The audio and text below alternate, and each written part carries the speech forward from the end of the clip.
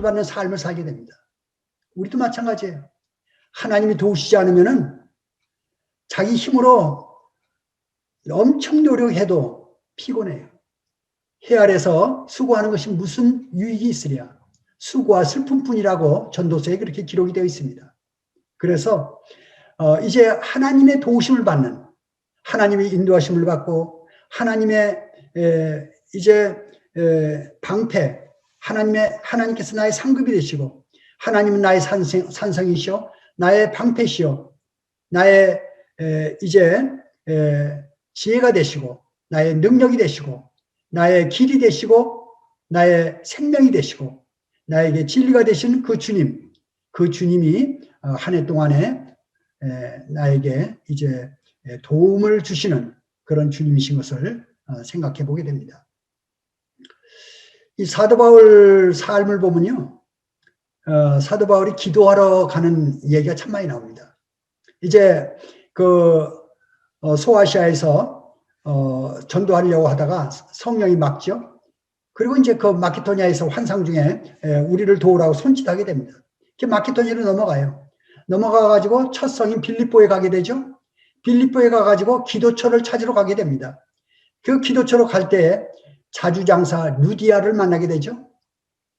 하나님께서 루디아의 마음을 열어 말씀을 받게 합니다. 그 말씀을 받고 이 루디아가 사도 바울을 이제 공개하게 되죠. 이 사도 바울은 어디 가든지 기도로 시작합니다. 올 한 해 성도님들 삶 가운데서 무엇을 하든지 아침에 일어나면 기도로 시작하시고 잠자기 직전에 기도로 하루를 마치고 어디에 가기 전에 기도로 시작하시고 어디 갔을 때 기도로 또 마치고, 그래서 기도로 시작하고 기도로 마치는 그런 삶을 사시기를 바랍니다. 주님을 가까이 하는 삶은 기도하는 삶입니다. 예. 항상 마음 가운데 기도하라. 에서도 또 느헤미야도 그 내용을 읽어보게 되면 거기에 기도하는 내용들이 나옵니다. 기도하는 마음 가운데 주님께 얘기하는 내용들이 나와요. 그래서 성도님들 크고 작은 일을 금년에도 많이 만날 겁니다. 어떤 때는 어려운 일도 있을 거예요. 어떤 때는 참 좋은 때도 있을 겁니다. 좋을 때나 어려울 때나 주님께 나아가서 주님께 자기에 있는 것들을 아뢰는 습관, 그게 중요한 거죠.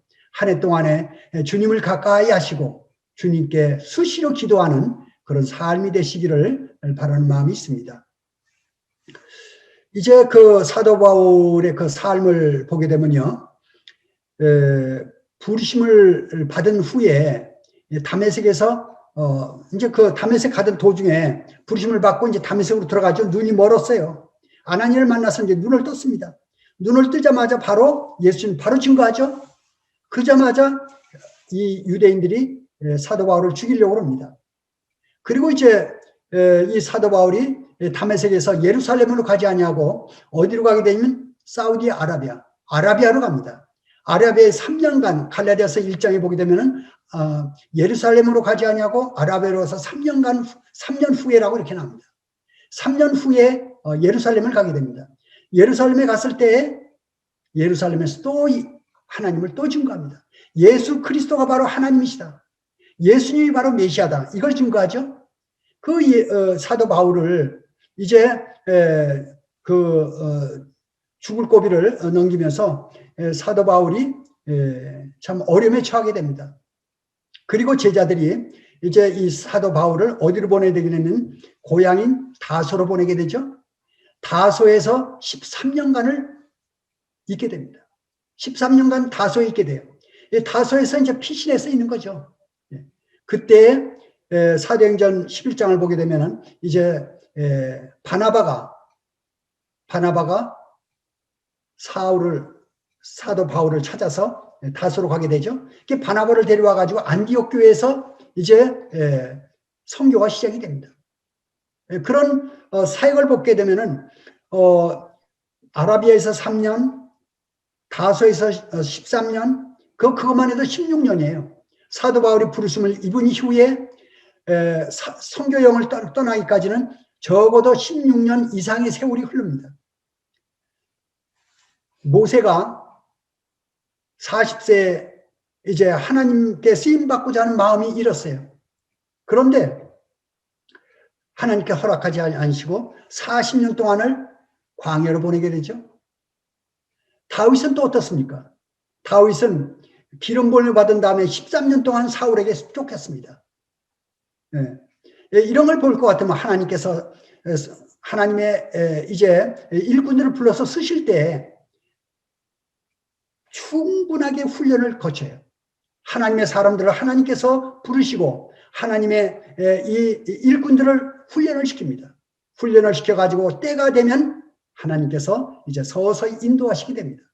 성도님들 올 한 해 가운데 주님이 어떻게 인도하시든지 하나님께서 성도님들을 인도하셔서 하나님의 일꾼으로, 하나님의 자녀로, 하나님의 우리 주님의 제자로 성도님들을 인도하시기를 바라는 그런 마음이 있습니다. 이제 사도 바울이 때가 되면 선교 사역을 시작했듯이 이제 성도님들 올 한 해 바울과 같이 선교의 사명을 띠시길 바랍니다. 내가 있는 곳이 선교지예요. 가정이 선교지고 직장이 선교지고 학교가 선교지입니다. 어디 먼 나라로 간다고요? 아니에요. 내가 있는 곳이 바로 선교지입니다. 그래서 에녹이 하나님과 동행함으로 기쁘시게 하라는 하신다는 그런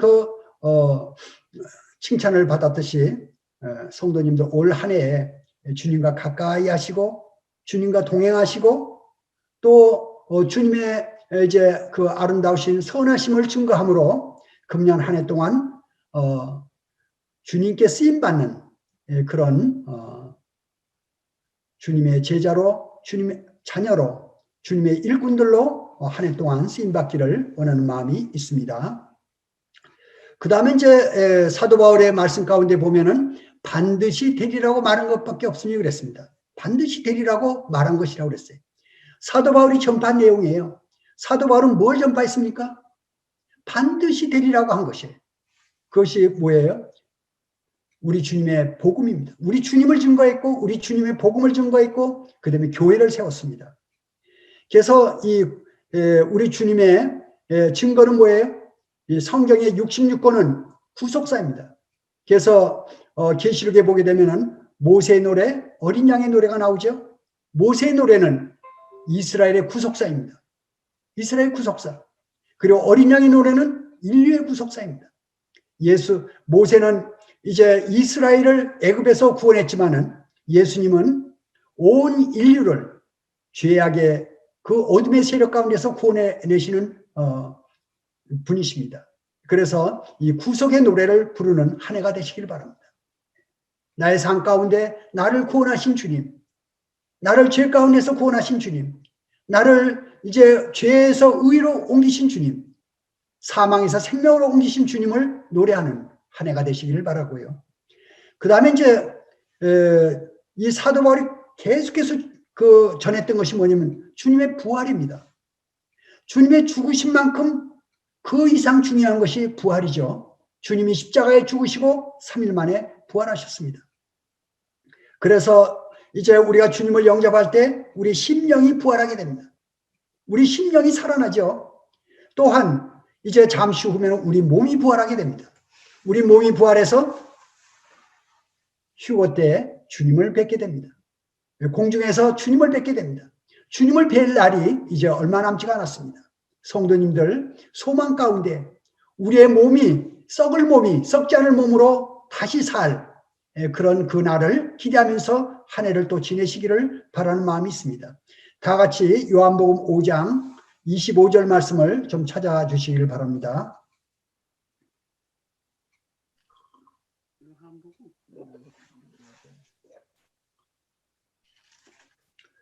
성경 말씀이 중요해요.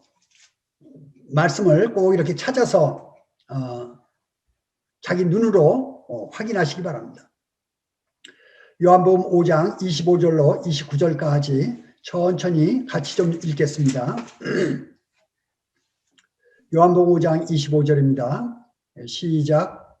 진실로 진실로 너희에게 이르노니 죽은 자들이 하나님의 아들의 음성을 들을 때가 오나니 곧 이때라. 듣는 자는 살아나리라. 여기까지 보면은 이거는 영접하는 부분이라 이렇게 분별이 됩니다. 죽은 자들이 하나님 음성을 들을 때 살아나게 되죠. 요한복음 5장 24절에는 이제 나를 믿고 말씀을 듣고 나를 믿는 자는 죽지 않고 사망에서 생명으로 옮겼다고 그렇게 말씀이 이어지면서 25절로 오게 되죠. 그 다음 말씀 보겠습니다. 아버지께서 자기 속에 생명이 있음 같이 아들에게도 생명을 주어 그 속에 있게 하셨고, 생명을 주시는 거죠. 그 다음입니다. 또 인자담을 인하여 심판하는 권세를 주셨느니라. 이를 기여기지 말라. 무덤 속에 있는 자가 다 그의 음성을 들을 때가 오나니. 이거는 이제 부활 때입니다. 몸의 부활이죠. 이때는 선한 일을 행한 자는 생명의 부활로, 악한 일을 행한 자는 심판의 부활로 나오리라. 그래서 휴고 때 주 안에서 먼저 죽은 자들이 먼저 일어나고 우리 살아남은 자도 몸이 변화가 되어 공중에서 주님을 뵙는다라고 그렇게 데살로니가 전서 4장에 기록이 되어 있습니다. 그래서 부활에 대한 우리 심령이 주님을 대할 때마다 심령이 다시 새롭게 되고, 또 때가 되면 우리의 몸도 부활이 될 것을 변화가 될 것을 우리는 알고 있습니다. 그 다음에 이제 사도 바울이 또 계속해서 전했던 것이 하나님의 나라입니다. 하나님의 나라가 오는 거예요. 우리 눈에 보이는 이 세상은 이제 잠깐이면 다 지나갑니다. 이 세상은 지나가고 이제 하나님의 나라가 오게 되죠. 제가 이거는 찾지 않으셔도 되겠습니다. 다니엘서 2장 44절을 읽어드릴게요. 이 열왕의 때에 하늘에 하나님이 한 나라를 세우시니 이것은 영원히 망하지도 아니할 것이요 그 국권이 다른 백성에게로 돌아가지 아니할 것이요 도리어 이 모든 나라를 쳐서 멸하고 영원히 설 것이라. 그래서 이제 이 열왕의 때에 하늘에 하나님이 한 나라를 세우시리니 이것은 영원히 망하지도 아니할 것이요 국권이 다른 백성에게 돌아가지 아니할 것이요 도리어 이 모든 나라를 쳐서 멸하고 영원히 설 그런 나라가 올 것이다 하는 것입니다. 또 다니엘서 7장 18절 말씀인데요.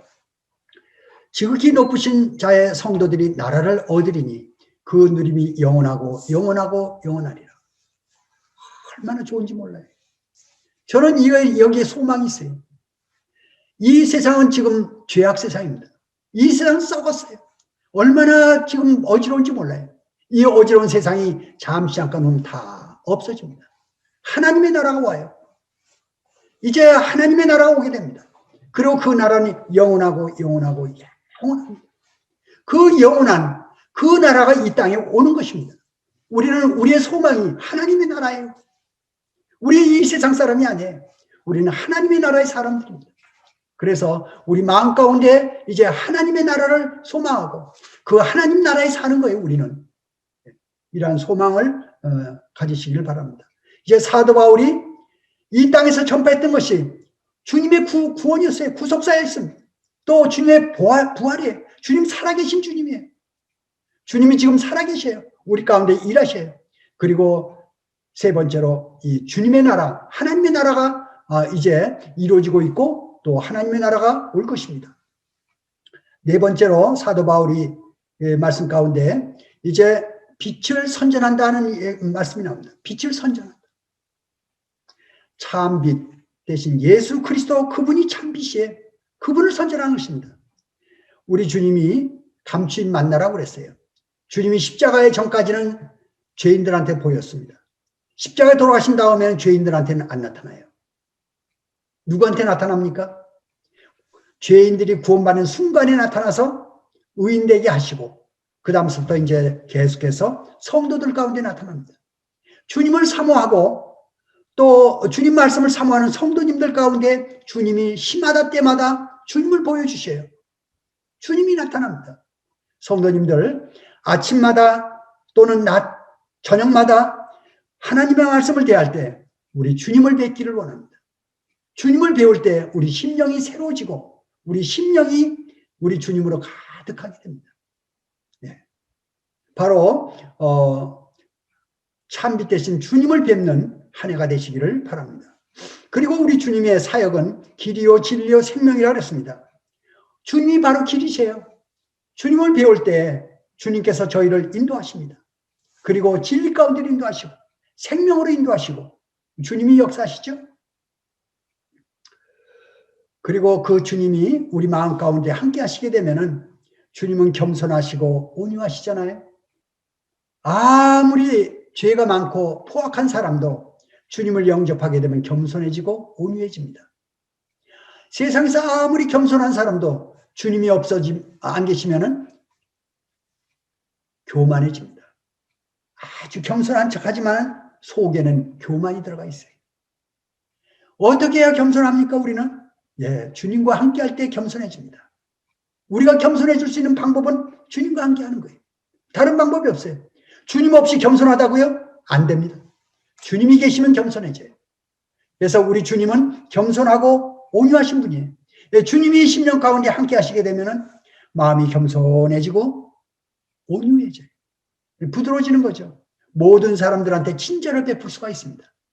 선한 자에게도 친절 베푸는가 하면은 나를 어렵게 하고 나를 반대하는 사람한테도 친절을 할 수가 있어요.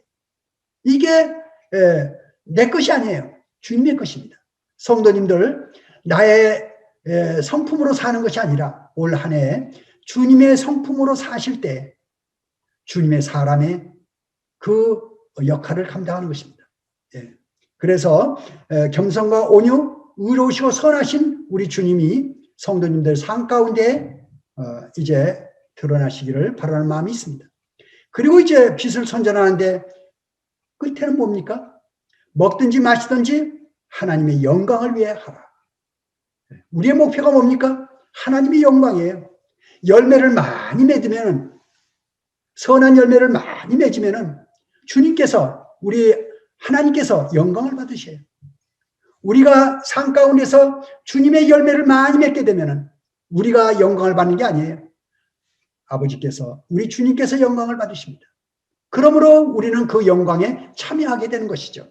성도님들, 올 한 해가 주님의 그 참빛이 비치시고 주님의 선하심과 인자하심이 삶 가운데 드러나므로 우리 주님을 영화롭게 하고 그 영화로운 주님의 영광 가운데 참여하는 그런 한 해가 되기를 바라는 마음이 있습니다. 금년 한 해 성도님들 크고 작은 일들이 많이 있을 것입니다. 그때마다 주님의 도우심과 인도하심이 나타나기를 바라고요. 또 크고 작은 성공이 있기를 바랍니다.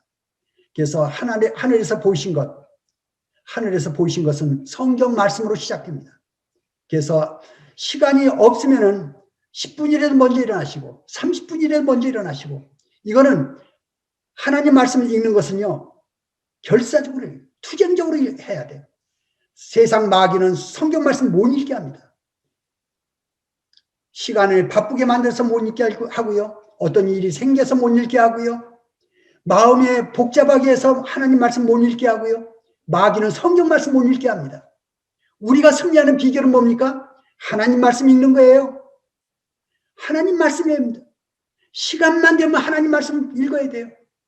바쁘신 분들은 파트너 성경, 쪼개진 성경, 쪽복음 이 포켓에다 넣고 다니면서 그거 빼서 3분, 2분, 1분 잠깐 성경 말씀 읽으세요.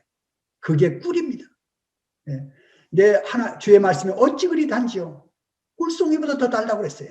하나님 말씀이 달고, 하나님 말씀이 시원하고, 하나님 말씀이 세미하고, 하나님 말씀 내 마음에 이제 정말 양식이 될 때 그 삶이 바라지고, 삶이 정결하게 되고, 삶이 이제 힘이 있게 될 것입니다.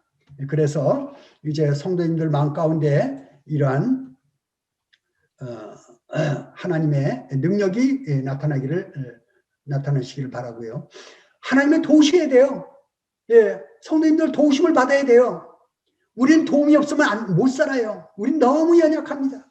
수시로 육이 나와요. 쓴뿌리가 나와요. 속에서 이 안 좋은 것들이 나와요.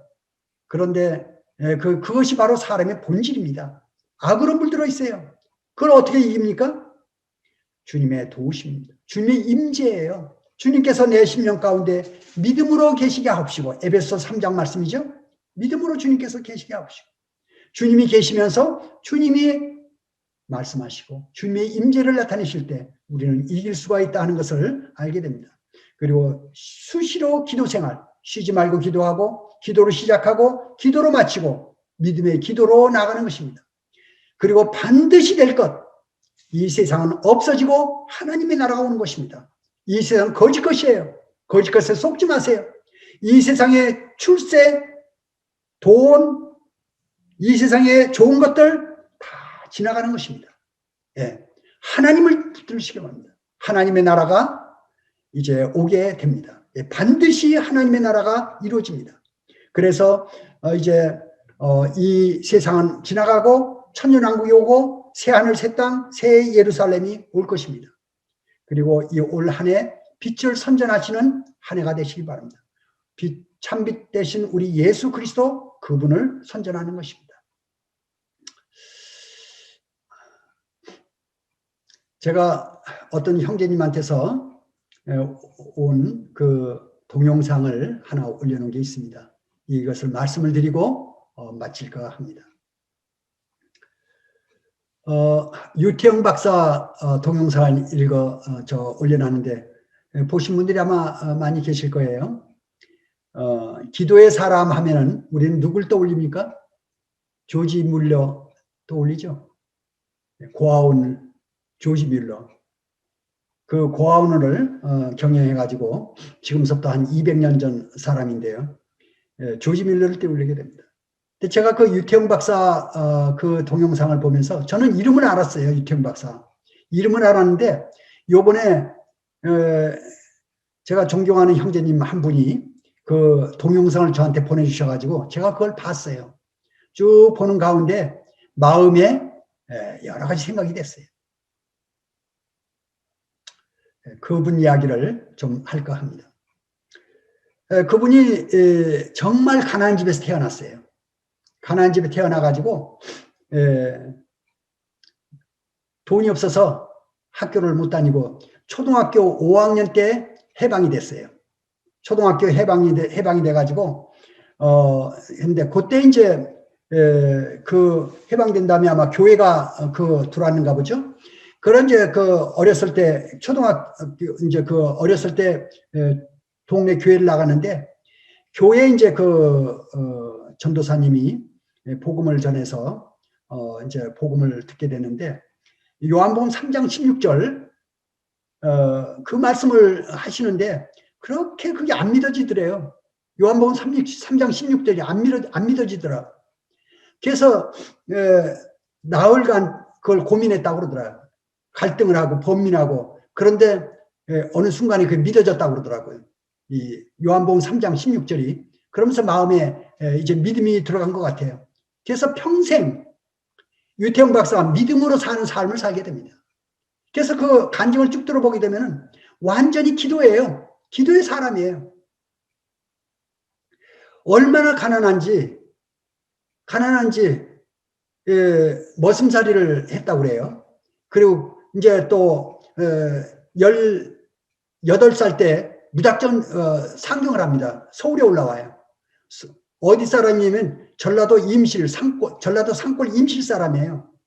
임실 사람인데 산으로 둘러싸여 있는 동네에서 태어났는데 거기서 살다가 18살에 서울에 올라와가지고 할 게 없어서 구두 닦기 신문팔이 합니다. 이분이. 그래가지고 너무 배고파서 먹을 게 없어가지고 이렇게 보니까 연탄재 속에 밥덩어리 하나 떨어진 게 있어가지고 그래서 거기에 그 밥덩어리에서 연탄재 다 긁어내고 나니까 조금 밥이 남더래요. 그걸 울면서 먹었다고. 눈물 젖은 음식을 먹은 거예요. 그 유태영 박사가. 그러던 분이 이제 건국대 어떻게 해가지고 고등학교 야간학교 다니고 건국대 야간을 들어가게 됩니다. 그리고 이제 졸업을 해요. 졸업을 하고 한국에 한국에 있는 농촌 사람이니까 농업에 대해서 생각을 한 거예요. 그러다가 덴마크 국왕한테 편지를 씁니다. 이분이 국왕한테 편지를 쓰는데 프레드릭 9세 국왕 폐하 해가지고 이제 편지를 씁니다. 한국은 지금 전쟁 후에 이렇게 가난하고 아주 어렵습니다. 고아들도 많고 그리고 정말 먹을 게 없습니다. 근데 이 덴마크는 어떤 나라냐면은 얼마 전에 전쟁이 끝나가지고 전쟁으로 해서 폐허가 된 나라예요. 이 덴마크가. 근데 거기에 그 어떤 그 농촌 운동가 한 분이 계셔가지고 그분이 운동을 벌려가지고 아주 잘 사는 나라로 만들었어요. 그분 그래서 이제 그 덴마크에다 편지를 쓴 거예요. 그걸 알고.